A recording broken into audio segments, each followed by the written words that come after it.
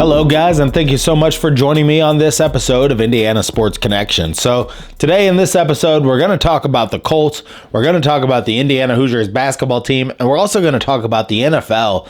Why is the NFL just have so many unwatchable games on TV, including the Colts and the Patriots yesterday morning? That was a bunch of drivel. I don't want to wake up and have my eyeballs seeing this crap on Sunday morning. Let's get something better on there. Let's flex these games. Like, NFL, what are you doing? We're going to talk about all that and more on this episode of Indiana Sports Connection. I am your residential anchor, Aaron. Thank you so much for being here. Subscribe to the channel if this is your first time. Leave a comment down below. We talk about the Colts and the Indiana Hoosiers on this channel mostly. Today we're going to talk about the NFL in general and just why they are sucking so bad this year. It's awful. And Indiana struggled against Army in the basketball game yesterday. That was tough to watch, and it made no sense why they were struggling so badly against this awful team. But thanks for being here. Let's first thank our sponsors before we get into it. Reynolds Wrap. For 75 years, Reynolds Wrap has created aluminum foil that's helped save you time in the kitchen. Line sheet pans with it, make steamer bags for vegetables, help keep your grill cleaner by lining your grill with Reynolds Wrap. Use it for storage, use it for lids, and at halftime of the big game this Sunday, get back to the game faster by using Reynolds Wrap. Wad this stuff up, throw it in the trash can, get right back to the game after halftime by using Reynolds Wrap. Thank you to Reynolds Wrap for sponsoring this video. 75 years, great American aluminum foil Reynolds Wrap. All right, let's get into talking. I'm not going to talk that much about the Colts game because I did a reaction video to that yesterday, and we talked about a lot of the key plays and stuff like that. But let's just talk a little bit at first about the NFL. The NFL has had something over the past, it's kind of happened gradually, but many of the great quarterbacks of the league have really left. I mean, I would say only Kansas City, the Bengals. I mean, there's just very few teams. Kansas City, the Bengals, the Chargers are a good team. But the NFL is putting a lot of bad games, a lot of bad product out there. And it's like we wake up yesterday to Colts Patriots. How is that a primetime game and a standalone spot at 9:30 in the a.m.? That game, only one touchdown was scored in that game. It was a 10-6 game, just absolutely awful to watch. The NFL has gone to major lengths to increase scoring, increase everything in the NFL. Well, I'll tell you what I think has happened. It's like the running quarterback. Everybody wants to have a running quarterback. So what do the New York Giants do? They get rid of Eli Manning, and then they go to Daniel Jones. Not near as good as Eli Manning. I mean, look at like the Cowboys. They're not near as good or entertaining with Dak Prescott as they were with Tony Romo. The Pittsburgh Steelers, Roethlisberger's gone. Now Kenny Pickett. They're not near as fun to watch. I can go on because Green Bay. I mean, there's another one. Like the Packers and the Bears are a big rivalry, but you can't put this game in a primetime spot. You just can't do it. NFL, you got to flex these games. Yesterday, how was it that they couldn't put the 49ers into a primetime spot? Like yesterday, there were two good games that were going to be on. The 49ers and the Jaguars, which ended up being a blowout. The Jaguars got blown out by the 49ers. And then you had the other big game was the Chargers and the Lions. Now, that was a really high-scoring, great game to watch. Wasn't on my TV channels, but the Giants were on. Giants and Cowboys were on. That was on a primetime spot in the afternoon on my TV channels. That game was awful to watch. The Giants are awful to put on national TV. So are the Packers right now. Those teams used to be good. So are the Steelers.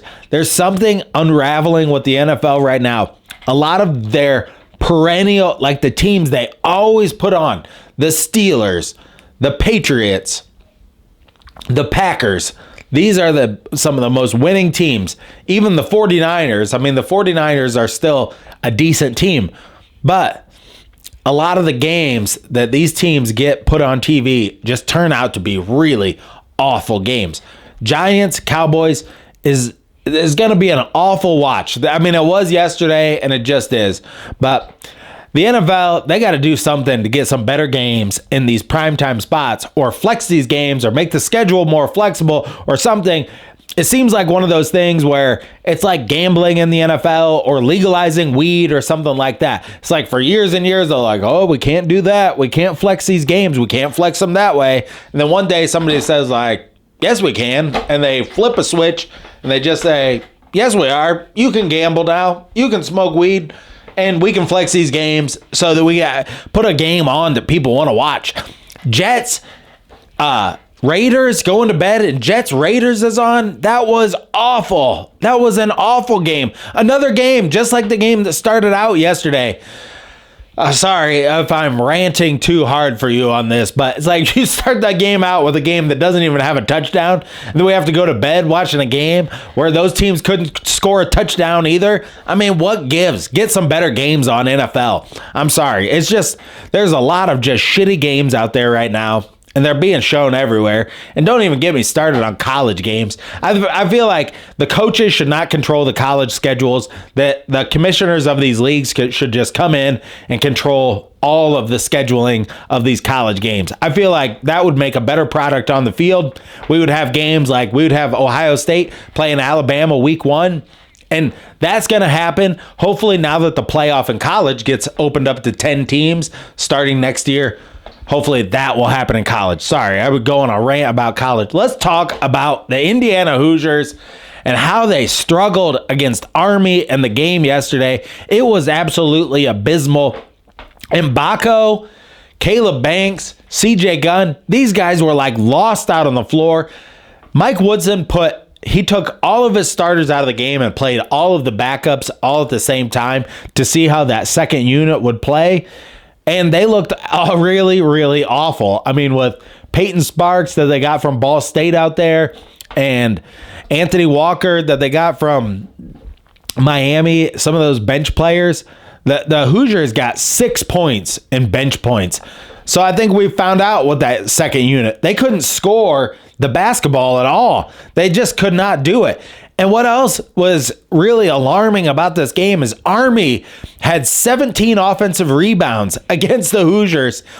Now, Army is not known as a good team. They are ranked 156th in the nation in KenPom rankings. That puts them like at the bottom of every school in the United States. Army is at the very bottom for recruiting, for everything, and rankings.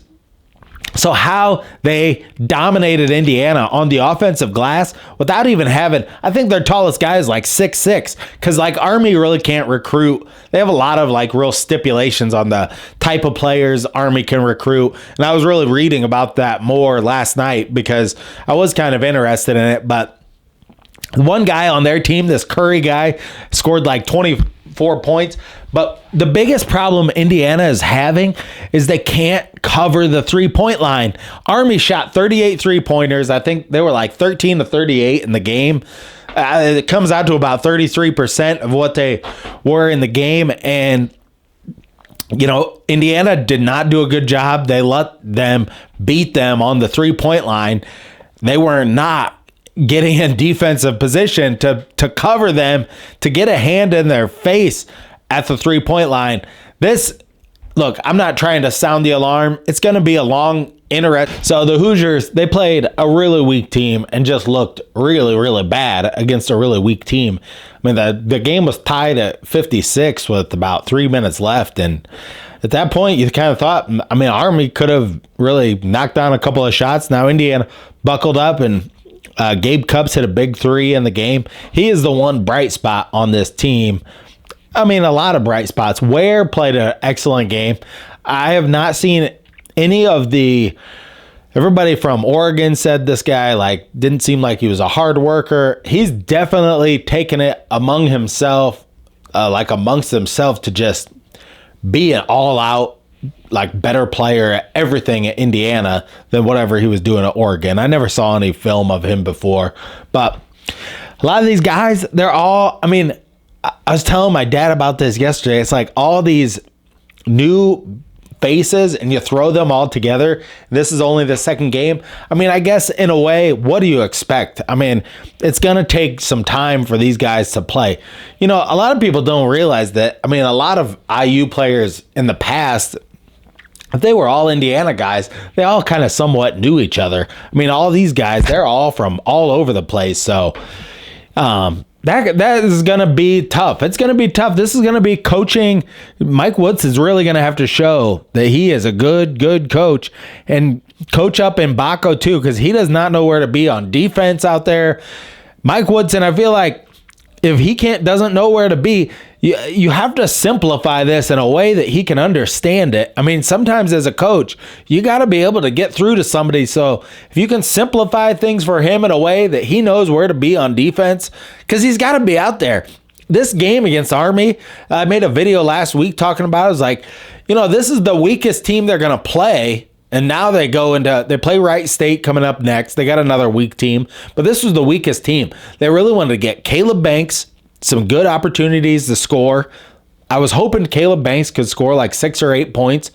He had some real bright spots last year coming off the bench and looked like a guy that was ready to make that next step, just the contributions he made as a freshman.